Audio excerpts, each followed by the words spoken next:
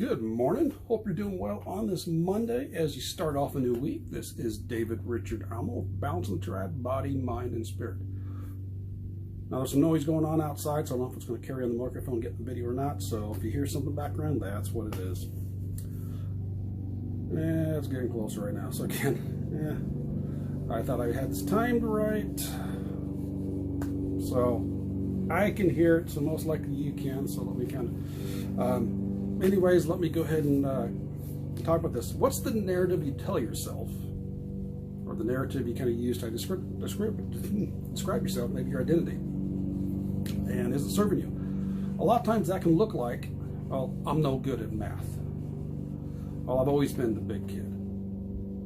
I just can't seem to figure out meditation. I don't have time to do that. I don't have time to work out.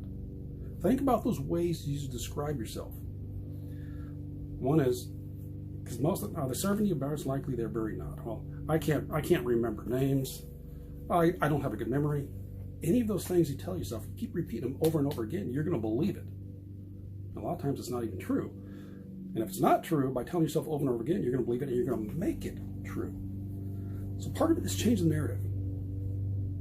I say, I'm not good at math. Well, you weren't maybe taught. This might have been in school, whether it's junior high, high school, you might not have been taught the proper way to learn math. I got someone who keeps saying that all the time. I'm not good at math, but yet they work with tape measures. They're measuring stuff for cutting things, doing woodworking.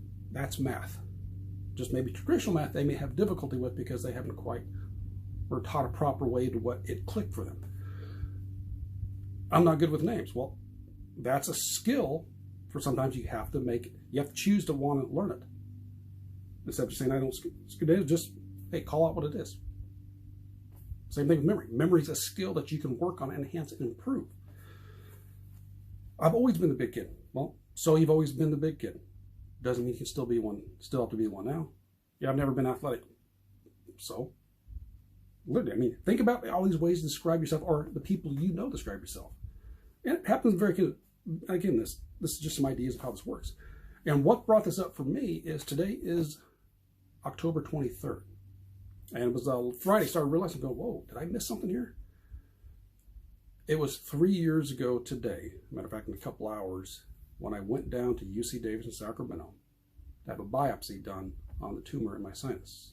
There were complications, and I woke up in ICU the next day.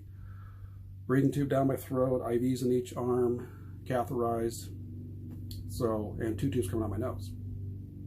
Now, 6 months ago, now 5 years is roughly the magic number when it comes to like cancer, because at 5 years you're kind of cured of cancer, even though you never really are. But when I reached the 2.5-year mark, that was a big deal to me. That became part of my identity. I always talked about how are you doing? Hey, good, made 2.5 years for cancer free. I'm doing great. But that became part of my narrative.